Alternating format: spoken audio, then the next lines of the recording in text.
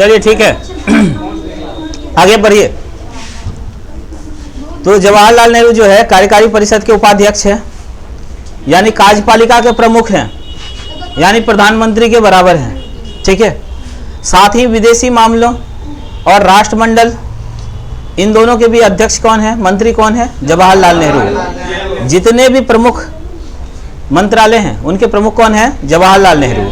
ठीक है, दूसरे नंबर पे देखिए सबसे प्रमुख व्यक्ति हैं सरदार वल्लभ भाई पटेल।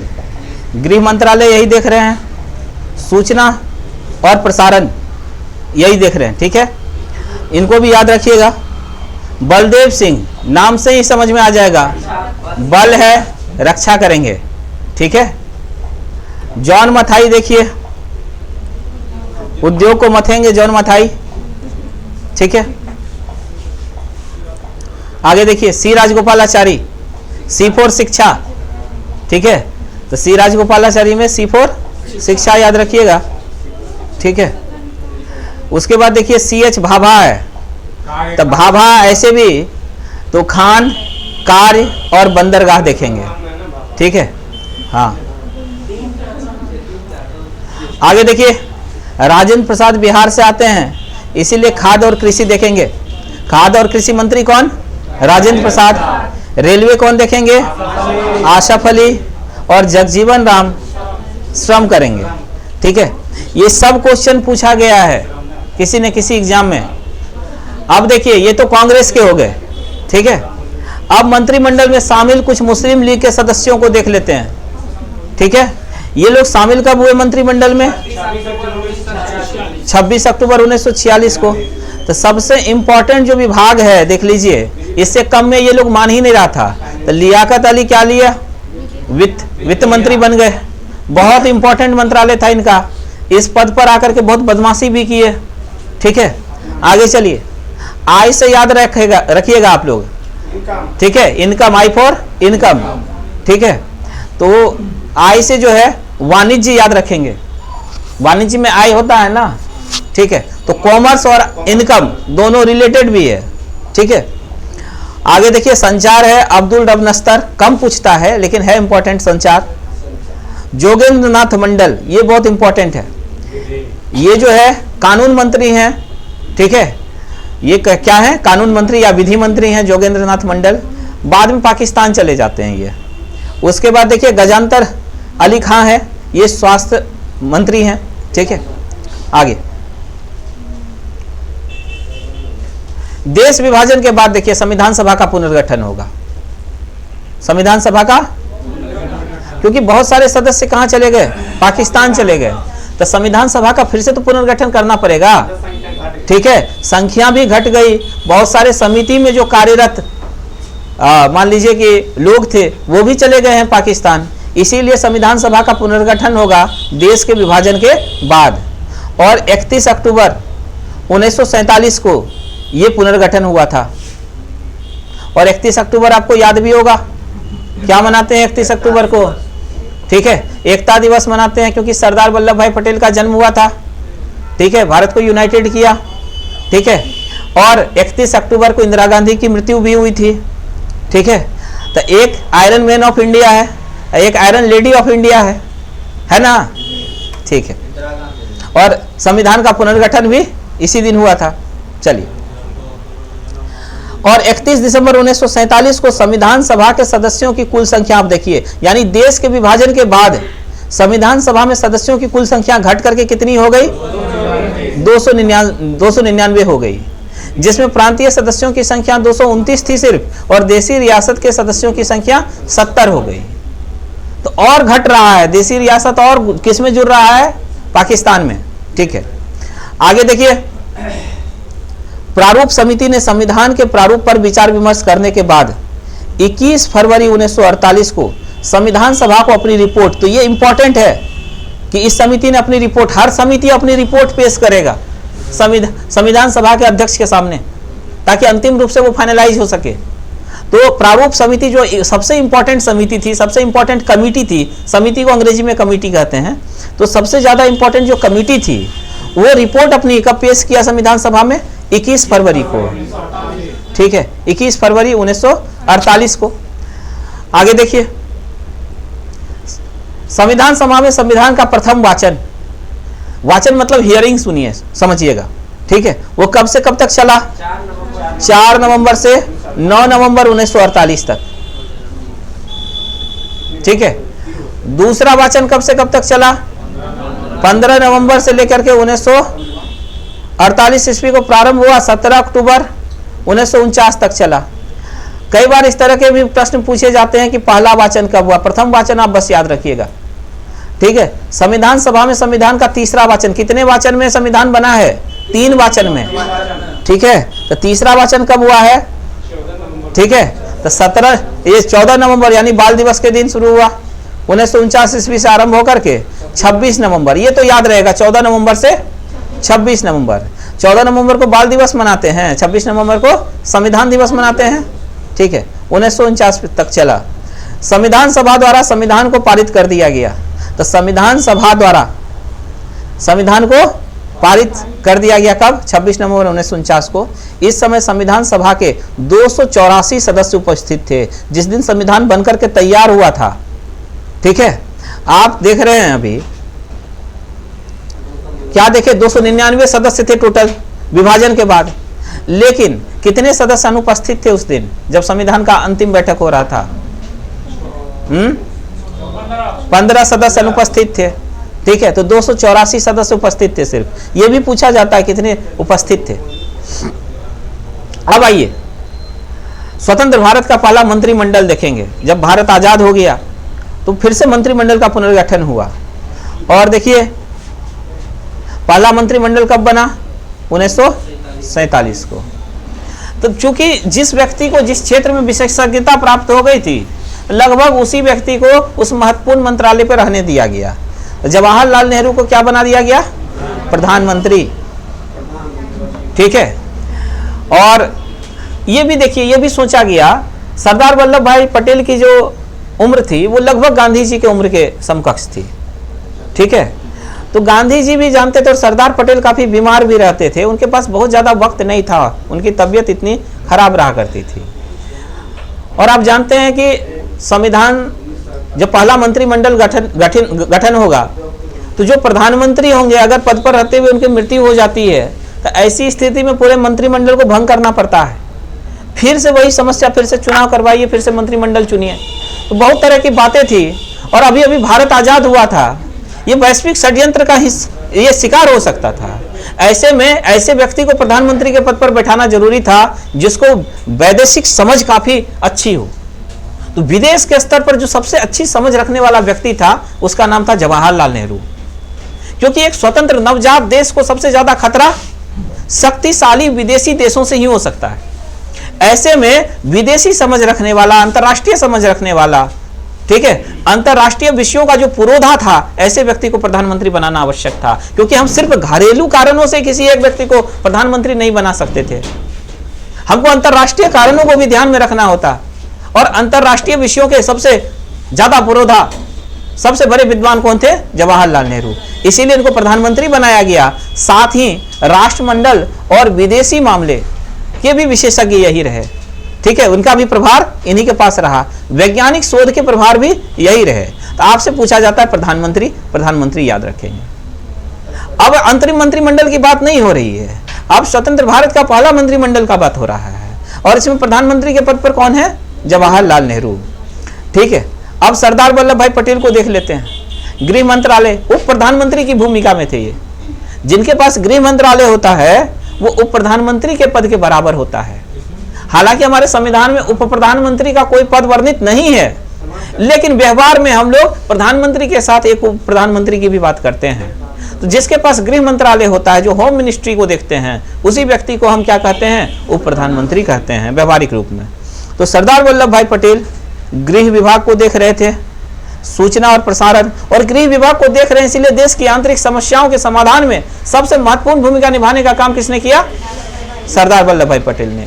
देशी रियासतों को अपनी तरफ मोड़ने का काम किसने किया? सरदार। जमींदारों से किसने बात किया? सामंतों से किसने बात किया? ठीक है, देशी रजवाड़ों से किसने बात किया? तो सबका उत्तर एक है, क्योंकि सब एक है। तो किनसे? कौन? इसीलिए सरदार वल्लभ भाई पटेल को क्या कहा जाता है? बिस्मार्क कहा जाता है। भारत का बिस्मार्क। भारत के एकीकरण में उनकी बहुत बड़ी भूमिका है। देसी रजवाड़ों को किस तरह से उन्होंने विलय करके भारत का अंग बनाया, इसमें उनकी बड़ी भूमिका है। जो माने तो उनको पूरे हर्ष के साथ शामिल कर दिया गया, सम्मान के साथ शामिल कर दिया गया भारतीय संघ में। जो नहीं माने उस पर पुलिस की प्रक्रिया और सेना का इस्तेमाल करके भी उसको शामिल किया गया। आगे देखिए, डॉक्टर राजेंद्र प्रसाद फिर से खाद्य और कृषि मंत्री हैं, ठीक है। मौलाना अबुल कलाम, अब देखिए सी राजगोपालाचारी की जगह मौलाना अबुल कलाम आजाद को शिक्षा मंत्री बनाया गया। तो सबसे कम उम्र में आप मंत्री बनने वाले व्यक्ति को भी देख रहे हैं, अब्दुल कलाम आजाद शिक्षा मंत्री हैं और देश के पहले शिक्षा मंत्री हैं ये, ठीक है, देश के। और इस तरह के सवाल तो पूछे जा सकते हैं। एक मिनट रुकिए, फिर यही दिक्कत है।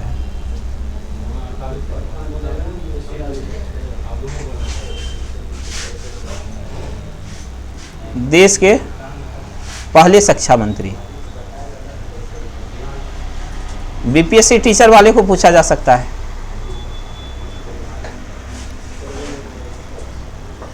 आगे देखिए, जॉन मथाई, पहले क्या दिए थे जॉन मथाई को? उद्योग और आपूर्ति दिए थे। अभी क्या दिए हैं? पहले कौन थे? रेलवे और परिवहन। आसफ अली चला गया पाकिस्तान, तो यहाँ आ गए रेलवे परिवहन कौन? Doctor John Mathai. तो यहाँ चेंज हुआ, यहाँ सी लिख दीजिए, जहां जहां चेंज होगा वहां सी कर दीजिए, इंपॉर्टेंट। यहां भी सी कीजिए, यहां भी चेंज हुआ है। बी आर अम्बेडकर, पहले जोगेंद्र नाथ मंडल थे कानून मंत्री, यहां भी सी कर दीजिए, ठीक है। बी आर अम्बेडकर बन गए हैं कानून मंत्री, ठीक है, देश के पहले कानून मंत्री हैं, ये इंपॉर्टेंट क्वेश्चन है। उसके बाद देखिए जगजीवन राम, पहले भी श्रम, ये जीवन भर श्रम करेंगे, ठीक है। और याद रखिएगा जगजीवन राम दलित मंत्री, दलित व्यक्ति है, क्या है? दलित, ठीक है। तो जगजीवन राम श्रम को देख रहे हैं। आगे देखिए, सरदार वल्लभ भाई, अच्छा सरदार बलदेव सिंह, फिर से बलदेव क्या करेंगे? रक्षा को ही संभालेंगे, ठीक है। उसके बाद देखिए राजकुमारी अमृत कौर, ठीक है।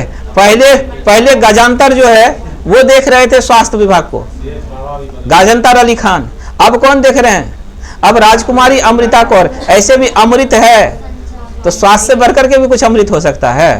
आगे चलिए, CH भाभा, देखिए पहले मथाई थे, अब CH भाभा, ठीक है।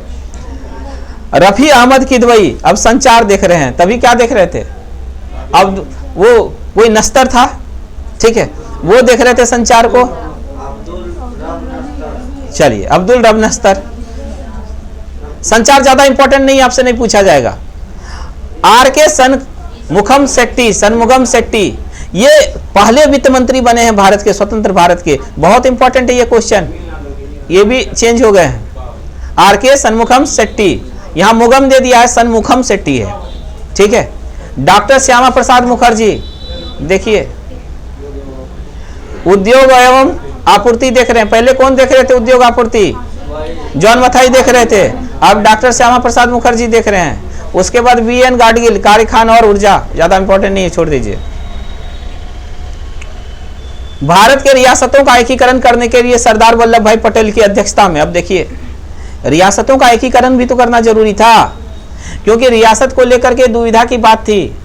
आप देखेंगे कि वहां के जो 3 जून योजना है, माउंटबेटन प्लान, उसमें यह व्यवस्था कर दी गई थी कि 2 डोमिनियन स्टेट है, भारत और पाकिस्तान, और देसी रजवाड़े इन दोनों में से किसी एक का चयन कर ले, ठीक है। तीसरी कोई स्थिति नहीं होगी कि वो स्वतंत्र रह सके जिसमें दोनों से, ऐसी स्थिति नहीं होगी, ठीक है। तो उन्होंने क्या किया? तो वल्लभ भाई पटेल भी लग गए रियासतों को अपनी ओर मोड़ने में, और जिन्ना साहब भी लग गए अपनी तरफ मोड़ने में। लेकिन आप कहिए कि इनकी कार्यकुशलता ऐसी थी कि अधिकांश देशी रियासतों को अपनी तरफ मोड़ने में ये सफल हो पाए। कौन? सरदार वल्लभ भाई पटेल। चलिए, इनकी अध्यक्षता में 5 जुलाई 1947 को रियासती विभाग बनाया गया, जिसका काम क्या था? सभी रियासतों का विलय भारत में करवाना, ठीक है। और इसके सचिव कौन थे? BP मेनन। याद रखिएगा, सरदार वल्लभ भाई पटेल ने यह काम अकेले नहीं किया है, एक बहुत मजबूत आदमी थे, सचिव, सलाहकार थे। किसके सलाहकार थे? सरदार वल्लभ भाई पटेल के सलाहकार थे वीपी मेनन। इस व्यक्ति का बहुत बड़ा योगदान है देशी रियासतों के भारत में विलीनीकरण के लिए। ठीक है, आगे चलिए। संविधान निर्माण की प्रक्रिया में देखते हैं, अरे वो विलीन हो गया, भारत बन गया, उसके अपना अस्तित्व विलीन हो गया ना। संविधान निर्माण की प्रक्रिया में देखिए कुल कितना समय लगा? 2 वर्ष 11 महीना और 18 दिन, ये भी याद रखना है आपको। ठीक है, संविधान के प्रारूप, इसमें सबसे इंपॉर्टेंट समिति कौन सी थी? प्रारूप समिति, ड्राफ्टिंग कमेटी। इसमें 114 दिन बहस होती है सिर्फ। ठीक है, संविधान निर्माण कार्य में कुल मिलाकर कितना रुपया खर्च हुआ था? 63,96,729 रुपए। अब बताइए, आज एक दिन के बहस में इससे ज्यादा रुपए लग जाता है। ठीक है, और उस समय पूरा संविधान बनने में इतना समय लगा था। ठीक है, ये 2 साल 11 महीने 18 दिन का खर्चा है सिर्फ 63,96,729। चलिए, अब अन्य प्रश्न जो यहां से पूछे जाते हैं। संविधान को जब 26 नवंबर 1949 को, देखिए संविधान पारित कब हुआ है? ठीक है, संविधान सभा द्वारा पारित हो गया। पारित मतलब क्या? पास हो गया, संविधान बन करके तैयार हो गया। कब? उस समय इसमें कितने भाग थे? 22 भाग थे। आज कितने भाग हैं? 25 भाग, 3 वर्ग है। पहले कितने अनुच्छेद थे? 395। आज भी मूल अनुच्छेद 395 ही है। ठीक है, ऐसे 400। चलिए आगे देखिए, पहले कितनी अनुसूचियां थी जब संविधान बन के? मूल संविधान बना था 8 अनुसूची, अब 4 बढ़ गई है। कितनी अनुसूची हो गई है? 12 अनुसूची। वर्तमान समय में संविधान में 22 भाग है, ऐसे 25 है। ठीक है, 395 अनुच्छेद और 12 अनुसूचियां। हाँ भी नहीं। आगे देखिए, संविधान के कुल अनुच्छेद। अब देखिए, संविधान में जितने अनुच्छेद है 395 अनुच्छेद, उसमें से 15 अनुच्छेद ऐसे थे। कितने? 15, जो संविधान संपूर्ण बनने से पहले ही लागू कर दिए गए। तो इसका मतलब है कि ये 15 ज्यादा इंपॉर्टेंट थे, इसको तुरंत लागू करना जरूरी था। ठीक है, अब इसमें देख रहे हैं कि आप 5, 6, 7, 8, 9, यहां तक तो नागरिकता ही हो गया। तो नागरिकता को परिभाषित करना ज्यादा जरूरी था कि कौन हिंदुस्तान के होंगे, कौन पाकिस्तान के होंगे। ठीक है, पाकिस्तान से बहुत लोग ऐसे भी आएंगे जो यहाँ आतंक मचाने के लिए आए होंगे। ठीक है, तो किसको नागरिकता देनी है, नहीं देनी है, इस तरह के प्रावधान। और इसमें नागरिकता में सबसे इंपॉर्टेंट जो आर्टिकल है ना, वो है आर्टिकल 11। क्योंकि आर्टिकल 11 को छोड़ करके 5 से लेकर के 10 तक जितने आर्टिकल हैं वो संविधान सभा के द्वारा बनाए गए थे तत्कालीन परिस्थितियों को ध्यान में रख करके। लेकिन ये 11 ये ऐसा अनुच्छेद है नागरिकता का जिसमें संविधान सभा ने आने वाले संसद को अधिकार दे दिया कि संसद को भविष्य में ऐसा लगे कि नागरिकता संबंधी कानून में बदलाव करना है या परिस्थिति बदल जाने के कारण कानून में बदलाव आवश्यक हो जाए, तो संसद को अधिकार होगा अनुच्छेद 11 के अनुसार कि वो नागरिकता संबंधी कानून जब मन हो परिस्थिति के अनुसार जैसा बनाना चाहते हैं बना सके। तो संसद को अधिकार मिल गया नागरिकता। अभी जो CAA बना किस आर्टिकल के माध्यम से? ठीक है, तो यही आर्टिकल 11 है। ठीक है, आगे देखिए, उसके बाद 324 जरूरी था। 60 राष्ट्रपति से जुड़ा हुआ, 324 आप जानते हैं चुनाव आयोग से जुड़ा हुआ है। ठीक है, तो ये सारे इसमें से ज्यादातर इंपॉर्टेंट जो है ना, जिसको लगा दिए हैं ऊपर में 5, 6, 7, 8, 9 और 324 ज्यादा इंपॉर्टेंट है। इसको याद रखिएगा 15 में से। हालांकि आप सिर्फ इतना भी याद रखें ना कि कुल अनुच्छेद में से 15 अनुच्छेद लागू किए गए थे, बाद बाकी 26 जनवरी 1950 के बाद लागू हुए हैं या वहां से लागू हुए हैं। ठीक है, चलिए, इन सबको 26 नवंबर 1949 ईस्वी को ही प्रवर्तित कर दिया गया। प्रवर्तित मतलब आपको बता चुके हैं, बदलना नहीं, वो तो परिवर्तित होता। ये क्या है? प्रवर्तित है। इसका मतलब क्या होता है? लागू करना, लागू किया जाना। ठीक है, जबकि शेष अनुच्छेद को कब? तो संविधान के संपूर्ण बाद बाकी जो संपूर्ण अनुच्छेद थे वो कब से लागू हो गए?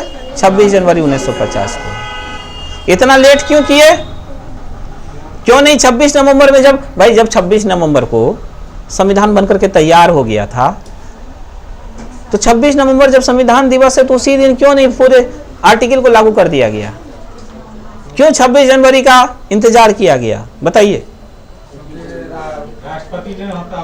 नहीं, बात यह है कि 26 जनवरी का दिन पहले से निर्धारित किया गया था स्वतंत्रता दिवस के रूप में। जब लाहौर अधिवेशन 1929 में, जिसकी अध्यक्षता जवाहरलाल नेहरू ने की थी, और वहां पर नारा दिया था किस चीज का? आजादी का नारा, स्वाधीनता का।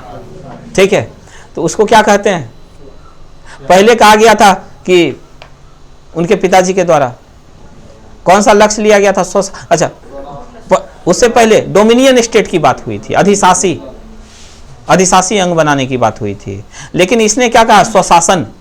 तो स्वशासन की बात हुई थी लाहौर अधिवेशन में कि अब से हमारा अपना शासन होगा। और जवाहरलाल नेहरू ने कहा कि अब हर साल हम लोग 26 जनवरी को क्या मनाएंगे? स्वतंत्रता दिवस। भारत आजाद भी नहीं हुआ था, और नेहरू जी के नेतृत्व में, उनके उद्घोष पर भारत में हर साल 26 जनवरी को क्या मनाना शुरू कर दिया गया था?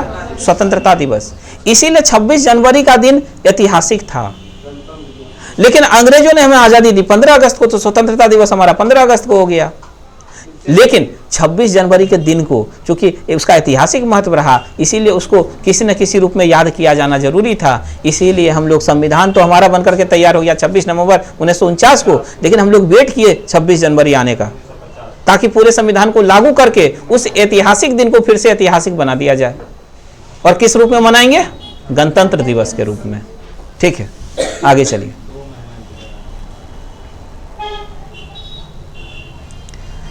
संविधान सभा की अंतिम बैठक कब हुई है?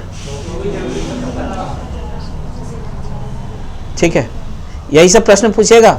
अंतिम बैठक, ये जितना घेर रहे हैं ना हम, वो सब प्रश्न बन सकता है। ठीक है, उसी दिन संविधान सभा के द्वारा डॉक्टर राजेंद्र प्रसाद को, देखिए उसी दिन का मतलब समझ रहे हैं? 24 जनवरी 1950 को क्या किया गया? राजेंद्र प्रसाद को भारत का प्रथम राष्ट्रपति चुना गया। तो यही बन गए प्रथम राष्ट्रपति। संविधान सभा द्वारा 26 जनवरी 1950 को, 1950 से 1951-52 में हुए आम चुनावों के बाद, आम चुनाव मतलब लोकसभा चुनाव के बाद बनने वाली जो नई संसद थे, नए संसद के निर्माण तक भारत की अंतरिम संसद के रूप में काम कर रही थी। कौन? नहीं, संविधान सभा। ठीक है, संविधान सभा कब तक अंतरिम संसद के रूप में काम किया? यानी काम चलाऊ संसद के रूप में काम कर रही थी। कौन? संविधान सभा। तो आपसे पूछे भारत की अंतरिम संसद कौन थी, तो कहेंगे संविधान सभा।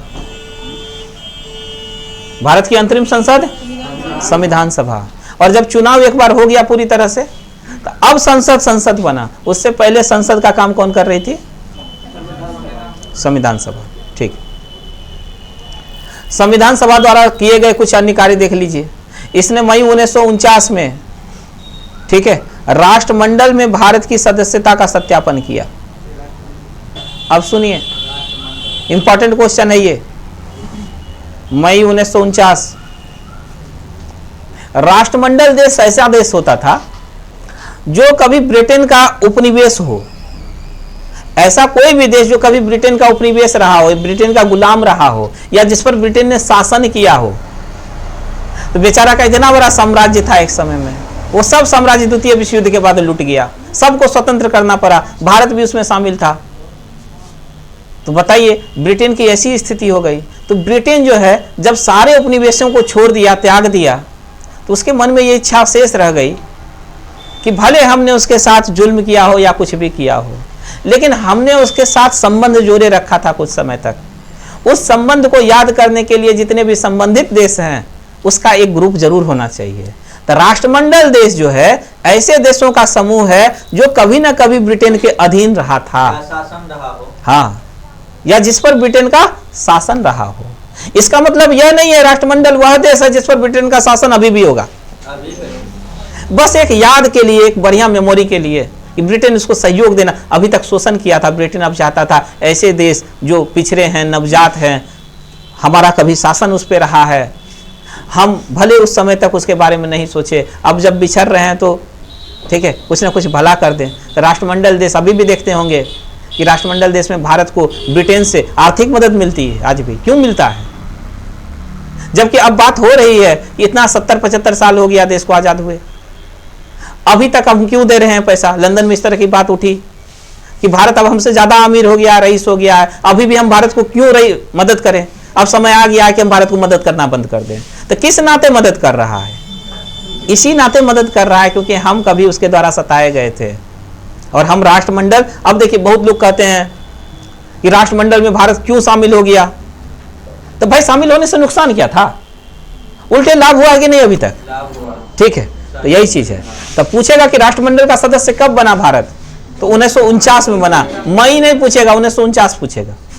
ठीक है, इसने 22 जुलाई 1947 को, 22 जुलाई 1947, अब ये डेट याद रखिएगा, क्या हुआ? राष्ट्रीय ध्वज को अपनाया गया।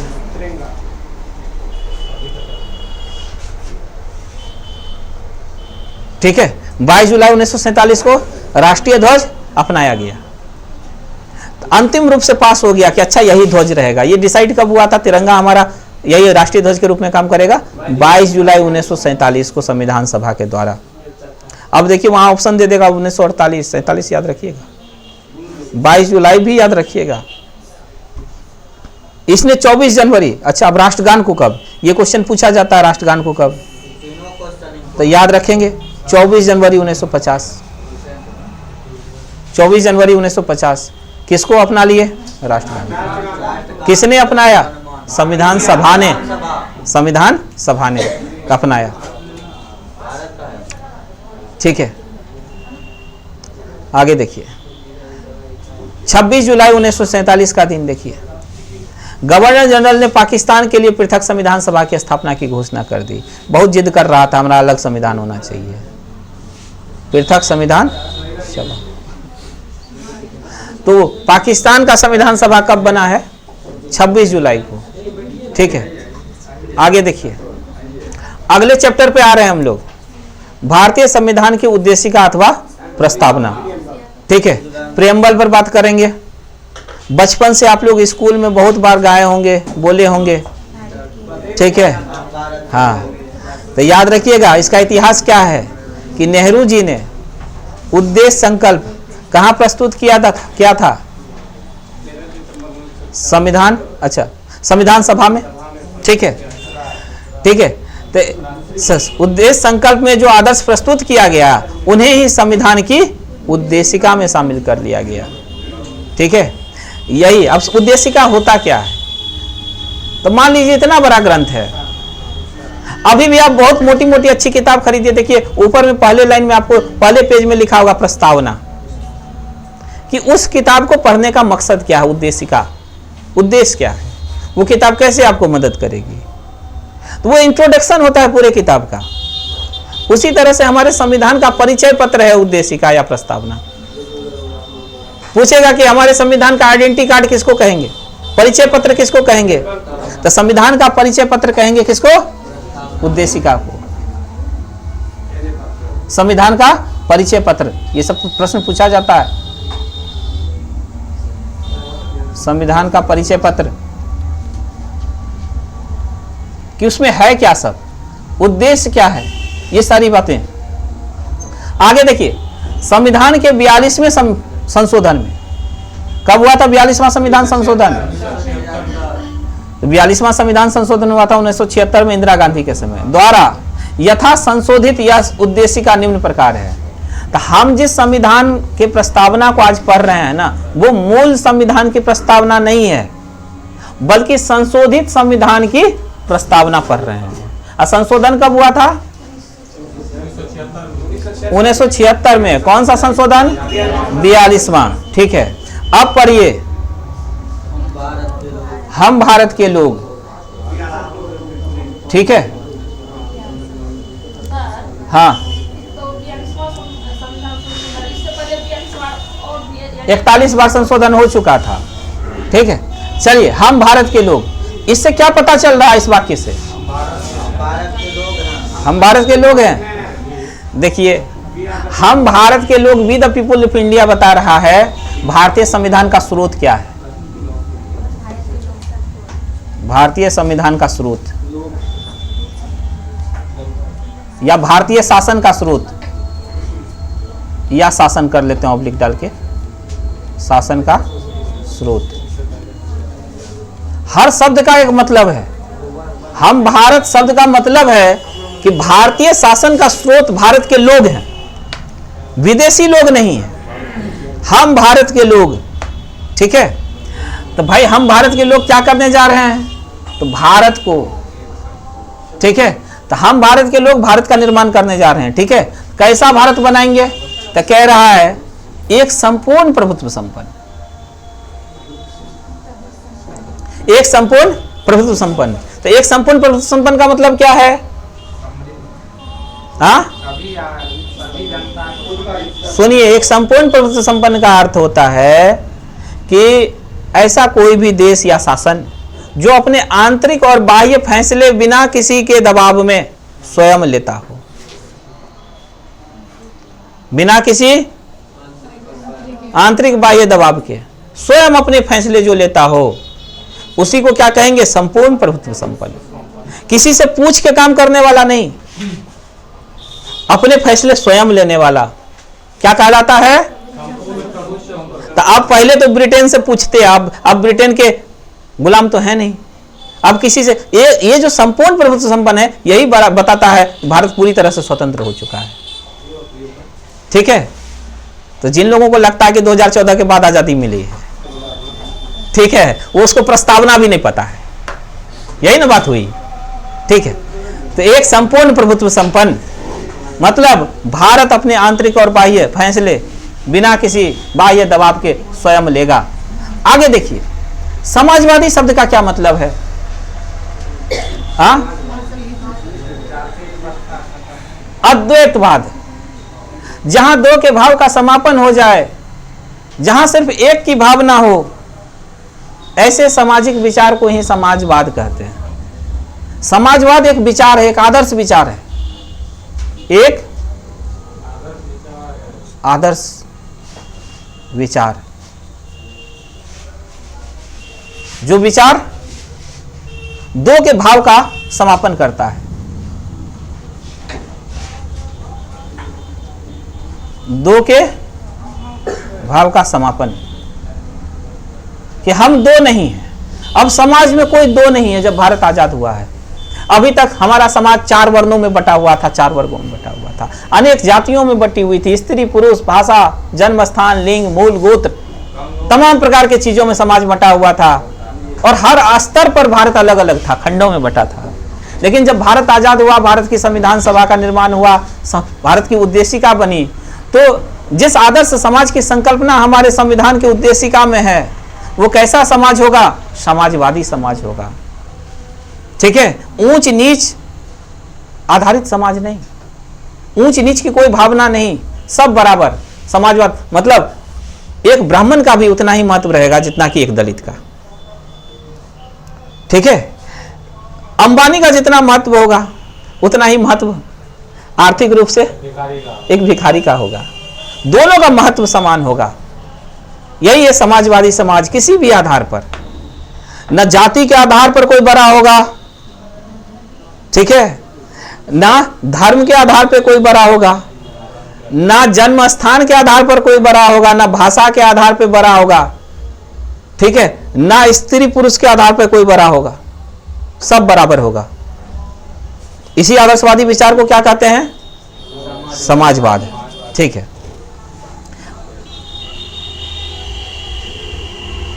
चलिए, अब है पंथ निरपेक्ष शब्द है। पंथ निरपेक्ष भारत बनाएंगे हम। पंथ निरपेक्ष का मतलब क्या होता है? पंथ का मतलब क्या होता है? देखिए, हर धर्म के अंतर्गत कुछ शाखाएं होती है। इन शाखाओं को ही संप्रदाय कहते हैं। इसी संप्रदाय को पंथ भी कहते हैं। ठीक है, तो ऐसा नहीं है कि भारत धर्मनिरपेक्ष है लेकिन यहां पंथ चलेगा। तो हम ज्यादा छोटा यूनिट कौन है? धर्म की संप्रदाय। तो संप्रदाय ज्यादा छोटा यूनिट है। जब हम छोटा यूनिट को ही पकड़ लेंगे कि भारत पंथ निरपेक्ष है, ठीक है, तो जैसा आप ईंटा चुनेंगे वैसा ही ना क्या बिल्डिंग बनेगा। तो वही बात है, जब हम पंथ ही निरपेक्ष हो गए तो अंत में धर्म निरपेक्ष भी होना ही है। ठीक है, तो पंथ निरपेक्ष मतलब ऐसा है कि भारतीय राजनीति और धर्म अलग अलग होगा, दोनों का मिश्रण नहीं होगा। राजनीति और धर्म दो अलग अलग चीजें हो जाएगी। ठीक है, धर्म और राजनीति का मिश्रण ना होना ही धर्मनिरपेक्षता है।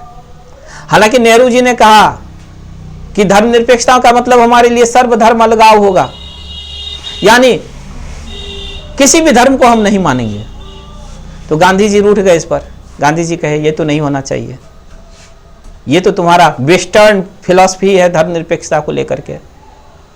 हमारी धर्मनिरपेक्षता की परिभाषा हम गढ़ेंगे, हम विदेशी परिभाषा से अपनी धर्मनिरपेक्षता को तय नहीं करेंगे। तो नेहरू जी ने कहा था सर्वधर्म अलगाव, कि भारतीय राजनीति सभी धर्मों से अलग होगी। गांधी ने कहा ऐसा मत करो, पानी का एक धर्म है, अग्नि का एक धर्म है, वो जलाता है। हवा का एक धर्म है, पृथ्वी का अपना धर्म है, हर व्यक्ति का अपना एक धर्म है। और तुम धर्म को ही हटा दोगे तो बचेगा क्या? इसीलिए धर्म को निगेटिव सेंस में मत देखो, धर्मनिरपेक्षता को निगेटिव सेंस में मत देखो। सर्वधर्म अलगाव की जगह होना चाहिए सर्वधर्म संभाव। सभी धर्म को हम एक समान रूप से आदर देंगे, किसी को ज्यादा आदर नहीं देना है, किसी को कम आदर नहीं देना है, सबको बराबर आदर देना ही सर्वधर्म संभाव है। एक समान भाव धर्म को लेकर ही सर्वधर्म संभाव, यही हमारी सकारात्मक धर्मनिरपेक्षता है। तो भारत की धर्मनिरपेक्षता कैसी धर्मनिरपेक्षता है? सकारात्मक धर्मनिरपेक्षता। और हमारा अगर आप कल्चर देखेंगे, हिंदू धर्म देखेंगे, तो हिंदू धर्म भी तो इसी तरह की बात करता है, सबको बराबर, सर्वे भवन्तु सुखिनः सर्वे भवन्तु निरामया, सबकी बात करता है। तो वही आदर्श विचार तो हमारी धर्मनिरपेक्षता में है। हमारी धर्मनिरपेक्षता ही हमारा सबसे बड़ा धर्म है। इस बात को हम लोग नहीं समझ पा रहे हैं क्योंकि हमारी बुद्धि मोटी हो गई है। ठीक है, अगर इस बात को समझ जाएंगे फिर राजनीति नहीं हो पाएगी धर्म के नाम पर। खैर आगे देखिए, तो पंथ निरपेक्ष मतलब क्या है? सर्वधर्म संभाव, सभी धर्मों को एक समान दृष्टि से देखेगा। राज्य किसी धर्म के साथ सौतेला व्यवहार नहीं करेगा। ठीक है, और कैसा भारत बनाइएगा? तो लोकतंत्रात्मक, है ना, जिसमें तंत्र लोगों के द्वारा बनाया गया हो। तंत्र मतलब सिस्टम। ठीक है, तो जो तंत्र लोगों के द्वारा बनाया गया हो ऐसे तंत्र को कहते हैं लोकतंत्र। ठीक है, ऐसे अगर लोकतंत्र आपसे पूछ ले कि लोकतंत्र किसको कहते हैं, ठीक है, आपसे पूछे हैं, इब्राहिम लिंकन से पूछे हैं, उसकी परिभाषा क्यों कहेंगे? लोकतंत्र का सीधा मतलब है रूल ऑफ लॉ, कानून का शासन। क्या कहिएगा लोकतंत्र का मतलब? जनता का शासन मत कहिएगा, जनता का शासन रहता। अगर जनता का शासन लोकतंत्र होता तो कहे ना कि कभी आप थानाध्यक्ष को पकड़ के उधर कूट रहे होते, लोग कहता क्यों मार रहे हो, आप कहते कि जनतंत्र है। ठीक है, तो ऐसा तो नहीं है। किसका शासन है? कानून का शासन है।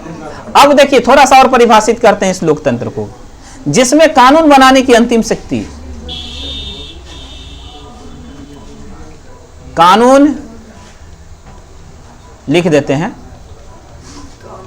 जिसमें कानून बनाने की अंतिम शक्ति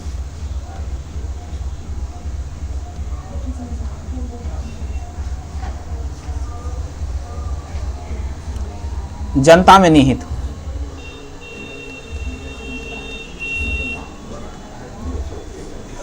तो अंतिम शब्द हटा देते हैं, थोड़ा और परिभाषित कर दें। अगर अंतिम लगाएंगे तो जनता आ जाएगा, अगर अंतिम नहीं लगाएंगे तब कैसी परिभाषा तय करेंगे? तब कहेंगे जिसमें कानून बनाने की शक्ति, हाँ, जिसमें कानून बनाने की शक्ति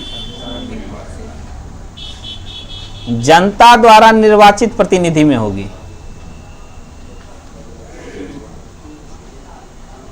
जनता द्वारा निर्वाचित प्रतिनिधि में। तो जनता द्वारा निर्वाचित प्रतिनिधि क्या होता है? वही ना एमपी होता है, यही ना एमएलए होता है।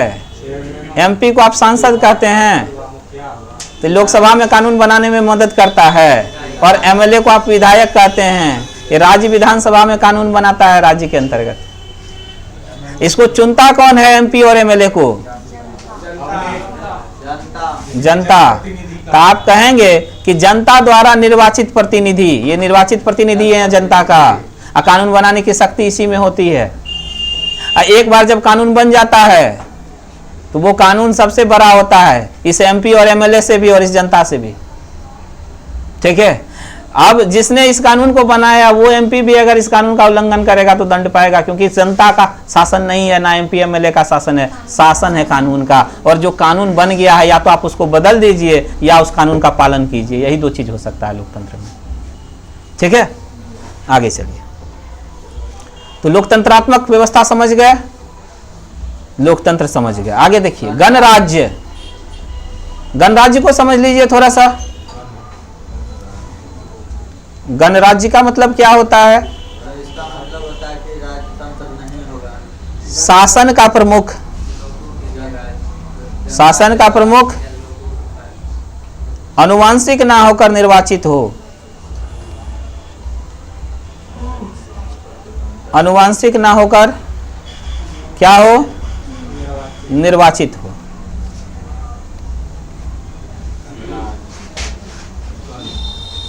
यानी राष्ट्रपति का बेटा राष्ट्रपति नहीं बनेगा। ठीक है, आप देखें अभी हमारी जो राष्ट्रपति हैं, इनके बाल बच्चे राष्ट्रपति नहीं बनेंगे, बाय बर्थ नहीं होगा ये चीज, चुना जाएगा, आनुवंशिक नहीं होगा। पहले क्या होता था? राजा का बेटा राजा बनता था, तो उसको राजतंत्र कहेंगे। तो अभी यहाँ क्या है? शासन का प्रमुख क्या होगा?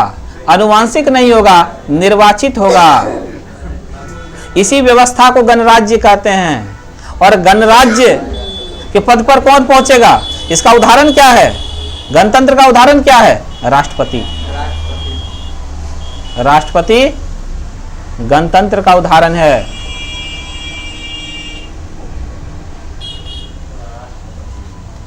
और प्रधानमंत्री लोकतंत्र का उदाहरण है।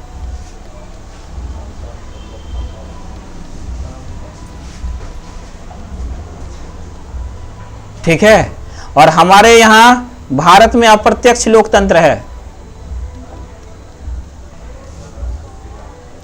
कैसा लोकतंत्र है? और भारत दुनिया की सबसे प्राचीनतम गणतंत्र है। लिच्छवी से शुरू होता है ना, यही बिहार वैशाली का क्षेत्र है। ठीक है, गणतंत्र की शुरुआत होती है यहीं से। ठीक है, अब एक चीज याद रखिएगा, थोड़ा सा समझिए लोकतंत्र को एक बार थोड़ा सा और हम लोग समझ लेते हैं। आप लोग कहानी सुने, हम कहानी हमेशा चर्चा भी करते हैं उस कहानी की। तो एक बार हुआ यही कि एक राक्षस था, राक्षस का नाम क्या था? महिषासुर। महिषासुर देवताओं को काफी परेशान किया, सभी देवता छटपटाने लगे। कोई एक देवता के पास इतनी शक्ति नहीं थी कि महिषासुर का अंत कर सके। तो देवताओं ने मीटिंग की, मीटिंग में इस बात पर निष्कर्ष पे आया सभी कि एक काम करते हैं, हमारी अकेले की शक्ति महिषासुर को पराजित करने में नाकाफी सिद्ध होती है, तो हम अपनी सारी शक्तियों को सभी देवता क्या करते हैं? एक जगह एकत्रित करते हैं। तो सारे देवताओं ने अपनी अपनी शक्तियां एक स्थान पर एकत्रित कर दी, और एकत्रित करने के बाद जो महाशक्ति का निर्माण हुआ, उसी महाशक्ति ने फिर महिषासुर का अंत कर दिया। यही व्यवस्था लोकतंत्र कहलाती है। महिषासुर वर्तमान में क्या है? गरीबी, अशिक्षा, भुखमरी, कुपोषण, भ्रष्टाचार, ठीक है, लिंग भेद, ये सब क्या है? महिषासुर है। अंत कैसे होगा? किसी एक व्यक्ति के लिए इसका खात्मा करना असंभव है। तो हम लोगों ने क्या किया? अपनी अपनी शक्ति, वो शक्ति कब आती है हमारे पास? जब हम 18 साल से अधिक के हो जाते हैं, वोट देने की शक्ति हमारे पास आ जाता है, अधिकार आ जाता है। तो हम लोग अपने अपने मताधिकार की शक्ति का उपयोग किसी एक व्यक्ति पर करते हैं। तो जनता क्या करती है देख लीजिए, तो जो भी 18 प्लस है जिसका वोटर आईडी कार्ड बन गया है, ठीक है, तो हम लोग क्या करते हैं, अपनी अपनी शक्तियों को एक व्यक्ति में एकत्रित कर देते हैं। वही व्यक्ति या तो एमपी बनता है या फिर एमएलए बनता है। एमपी मतलब मेंबर ऑफ पार्लियामेंट, एमएलए मतलब मेंबर ऑफ लेजिस्लेटिव असेंबली, ठीक है। तो इसको कहते हैं सांसद, इसको कहते हैं क्या, विधायक। अब ये एमपी तो एक एमपी होते नहीं, एक एमपी तो हम लोग ने एक क्षेत्र से चुना। टोटल पूरे देश में कितने एमपी हैं से 243, और 2 को मनोनीत कर देते हैं राष्ट्रपति, 245 हो जाते हैं। 200 नहीं, 543। अब विधायक कितने, 243 विधायक बिहार में। तो ये 543 फिर क्या करते हैं, अपने में से क्या करते हैं लोग, अपनी अपनी शक्ति किसी एक व्यक्ति में, हमारा मुखिया ये होगा, तो जिसको 50% से ज्यादा का समर्थन प्राप्त हो जाता है इन लोगों में से, ठीक है, सदन में होता है वोटिंग। एक पार्टी का होगा तो पहले से क्लियर है, सब उस पार्टी के सभी लोग एक ही व्यक्ति को सपोर्ट करेंगे ना। आजकल तो पार्टी सिस्टम ही है, अगर पार्टी सिस्टम नहीं होती तब ये सिस्टम होता, 543 लोग मिलकर के एक व्यक्ति को चुनते ही हमारा नेता होगा।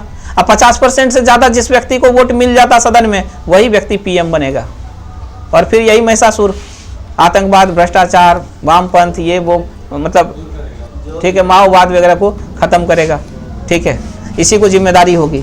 यहाँ भी वही चीज होता है। एक बनमनखी विधानसभा क्षेत्र थोड़े है बिहार में, टोटल 243 क्षेत्र हैं ऐसे। ये 243 क्षेत्र से 243 लोग आएंगे चुन करके, और ये जाएंगे कहाँ, विधानसभा पहुंचेंगे, और वहां पर ये 243 लोग जिस एक व्यक्ति को अपना समर्थन देंगे 50% से ज्यादा, वो व्यक्ति बनेगा सीएम, मुख्यमंत्री। तो इस तरह से आप क्या देख रहे हैं, अंतिम शक्ति कौन है, जनता। यही ना यहां से है, सब काम कर रहा है। आगे फेस में कौन है, सीएम और पीएम, ठीक है। चलिए आगे चलिए। तो लोकतंत्र समझ गए, भारत लोकतंत्र भी है और गणराज्य भी है। ब्रिटेन गणराज्य नहीं है, क्योंकि ब्रिटेन में महारानी है, ठीक है, तो वहां महाराज है, सम्राट है, सम्राट का बेटा ही सम्राट बनता है वहां, ठीक है, सम्राट का बेटा ही, और सम्राट की जो पत्नी होती है महारानी, सम्राज्ञी बनती है। यही चीज ना होता है। चलिए, तो वहां पर अभी भी वंशानुगत चल रहा है वो चीज। हाँ, पीएम बदलते रहते हैं, तो लोकतंत्र है, वहां पीएम बदल रहे हैं, लेकिन राजपद अभी भी वंशानुगत है, इसीलिए गणतंत्र नहीं है। हमारे यहाँ गणतंत्र भी है और हमारे यहाँ लोकतंत्र भी है, क्योंकि हमारे यहाँ प्रधानमंत्री भी चुने जाते हैं और राष्ट्रपति भी चुने जाते हैं, ठीक है। हाँ, तो लोकतंत्रात्मक गणराज्य बनाने के लिए तथा उसके समस्त, अब ये देखिए, ये एक नंबर देखिए, ठीक है, ये 2 हो गया समाजवादी। एक मिनट,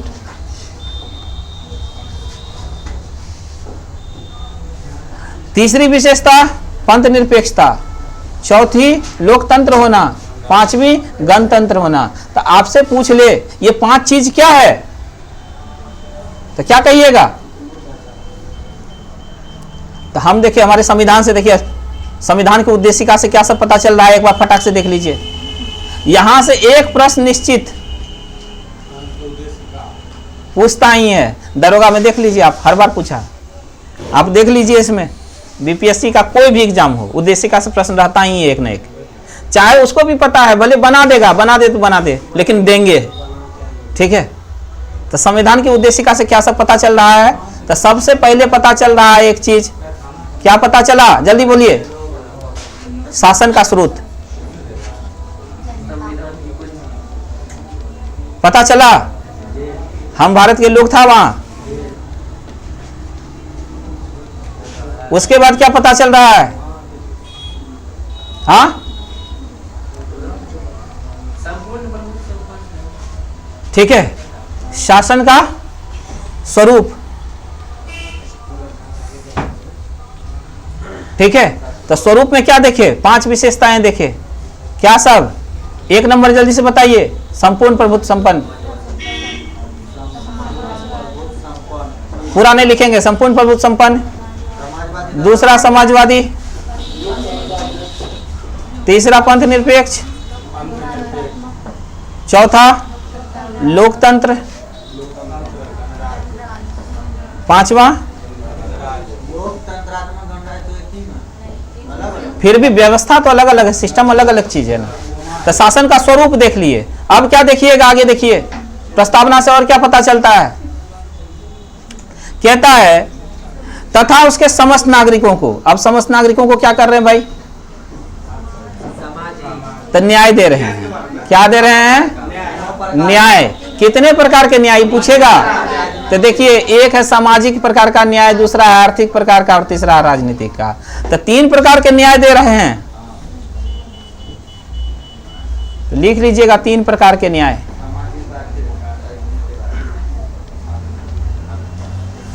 कौन कौन, सामाजिक, आर्थिक, अच्छा धार्मिक भी है, नहीं है, पूछ देगा यही चीज। और उस समय कंफ्यूज मत कीजिएगा कि धार्मिक था कि नहीं था, ठीक है।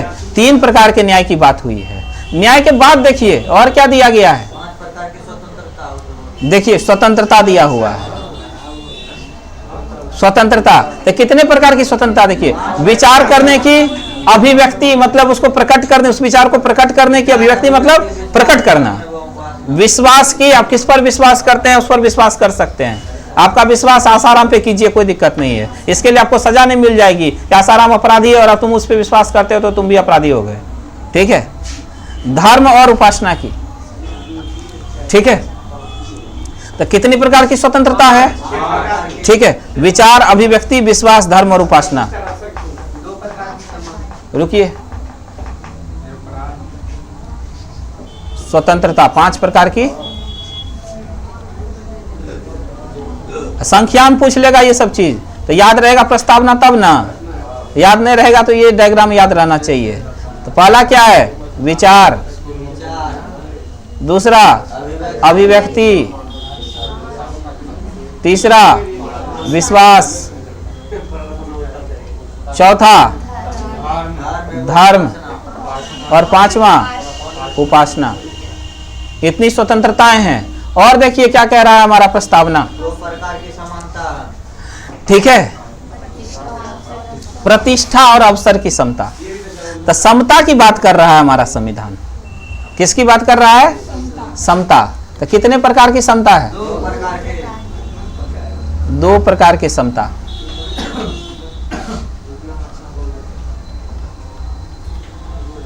ठीक है, कौन कौन हो गया, एक प्रतिष्ठा की। पहले हर व्यक्ति को प्रतिष्ठा थोड़ी मिलता था, ठीक है। फलने बाबू को मिलेगा प्रतिष्ठा, ठीक है, उसको नहीं मिलेगा। तो अब क्या है, हर व्यक्ति को प्रतिष्ठा मिलेगा और अवसर मिलेगा, समता, अवसर। पहले अवसर की समता सबको था, अवसर की समता नहीं था। आप चाहते शिक्षा ग्रहण करना, आपको शिक्षा का अधिकार ही नहीं था। अरे तुम खेती करने के सिर्फ योग्य हो, अगला जन्म लेना, सही कुल में आओगे, जाति में आओगे, तभी जाकर के तुम शिक्षा ग्रहण कर सकते हो। तो अब अवसर भी है, कोई भी व्यक्ति कुछ भी कर सकता है। किसी को नेता बनना है, डॉक्टर बनना है, शिक्षक बनना है, तो अवसर की समता है ये। आप शिक्षा के एक स्तर पर प्रतिष्ठित हो गए हैं, इस बात का वो प्रमाण होता है। हाँ, चलिए प्रतिष्ठा, तो प्रतिष्ठा और अवसर। और क्या कह रहा है हमारा संविधान, तो अब देखिए आप, हमारा जो प्रस्तावना है या जो हमारा संविधान है, अपने आप में बहुत बड़े स्वतंत्रता। अरे हम लोगों तो अंग्रेजों से सिर्फ लड़े 190 साल और हम कह रहे हैं कि हम स्वतंत्र हो गए। तो ये भारतीय स्वतंत्रता संग्राम तो बहुत छोटा था, लेकिन जो हमारा संविधान बना है ना, ये सिर्फ 200 वर्षों के शासन से आपको मुक्त नहीं किया है। 3000 वर्षों से चली आ रही जो कुपरंपराएं थी, कुप्रथाएं थी, उसको भी समाप्त करके समानता और स्वतंत्रता के सिद्धांत को स्थापित किया हमारे संविधान ने, और इस बात की पुष्टि की है उद्देशिका और प्रस्तावना ने। ठीक है, आगे चलिए। तो समता भी हो गया 2 प्रकार का। और क्या कह रहा है, कराने के लिए तथा उन सब में अब उद्देश्य क्या है देखिए, ठीक है, क्या चाहता है हमारा संविधान कि अपने नागरिक को कैसा बनाना, हर व्यक्ति डिग्निटीफुल लाइफ जी सके, गरिमा हो। ऐसा नहीं आज जैसा हो रहा है, किसानों की स्थिति देख रहे हैं, पैसा मांगने के लिए आता है, 2 थप्पड़ दे देता है, किसान के परिवार के सामने उसको थप्पड़ लग जाता है, उसको लगता है कि मेरी गरिमा तो जीवन की खत्म हो गई है, फांसी लटक जाता है बेचारा कि हमको बेटा बहू के सामने बेइज्जत किया जाएगा, डर से फांसी लटक जाता है। तो गरिमा विहीन जीवन जी रहा है। संविधान का मकसद क्या है? गरिमापूर्ण जीवन की स्थापना, भारत का हर नागरिक गरिमामय जीवन बिता सके, इसके लिए व्यवस्था करना भारतीय संविधान का मकसद है, भारतीय शासन का मकसद है। तो यहां पर देख रहे हैं, ठीक है, रुकिए, तो उद्देश्य लिख लीजिए, शासन का उद्देश्य,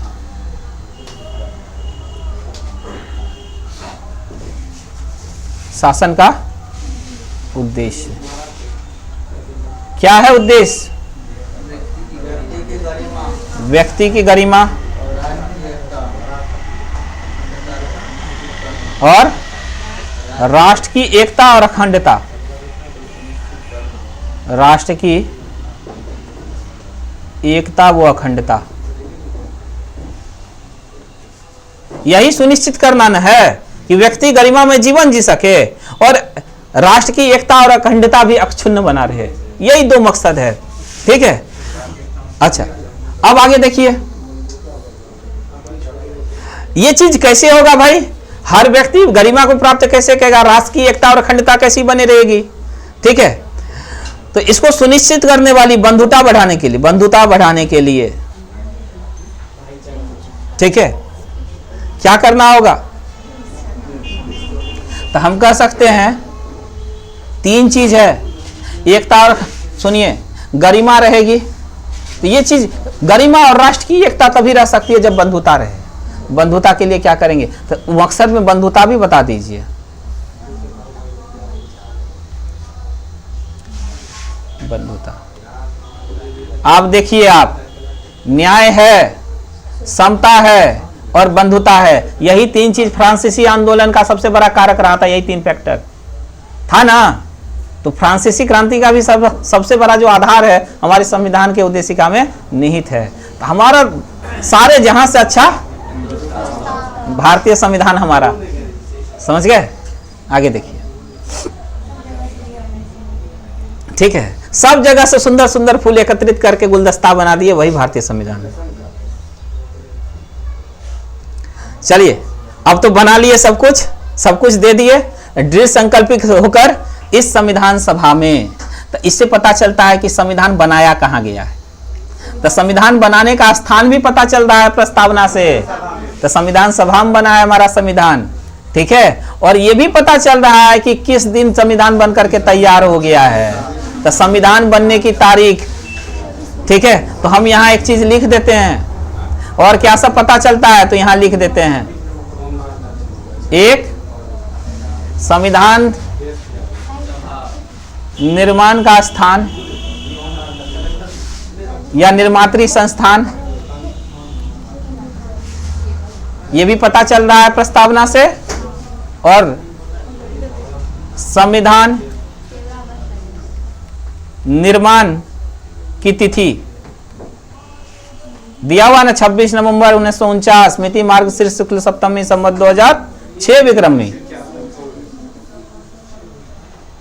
हिंदी में पूछ लेता है कभी कभी, ये सब इंटरव्यू का चीज है। मिति मार्गशीर्ष शुक्ल सप्तमी संवत 2006 विक्रमी, ठीक है। एतद द्वारा इस संविधान को, ठीक है, अंगीकृत, इस संविधान को क्या करेंगे? प्रत्येक नागरिक अपना अंग बनाएंगे, पार्ट ऑफ लाइफ बनाएंगे, ठीक है, अपना अंग बनाएंगे और इसको अधिनियमित कानून के रूप में भी इसको लाएंगे, ठीक है, और अपनी आत्मा अर्पित करेंगे। यानी कि ये संविधान को स्वीकार कैसे किया गया है, शासन के इन लक्ष्यों को स्वीकार कैसे किया गया है, ये भी पता चलता है। तो यहां लिख दीजिए प्रस्तावना से। और क्या पता चलता है? संविधान को कैसे स्वीकारा गया है। तो बंदूक के नोक पर रखा गया है कि आप आत्मार्पित किए हैं संविधान को, ठीक है।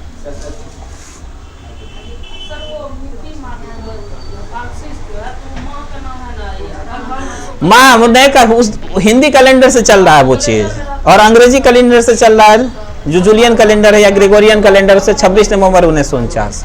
ठीक है, तो देखिए यही से प्रश्न, यही से सुनिए, यही से सारा प्रश्न बन जाएगा इसी डायग्राम से आपके प्रस्तावना का। एक प्रश्न पक्का रहेगा यहां से।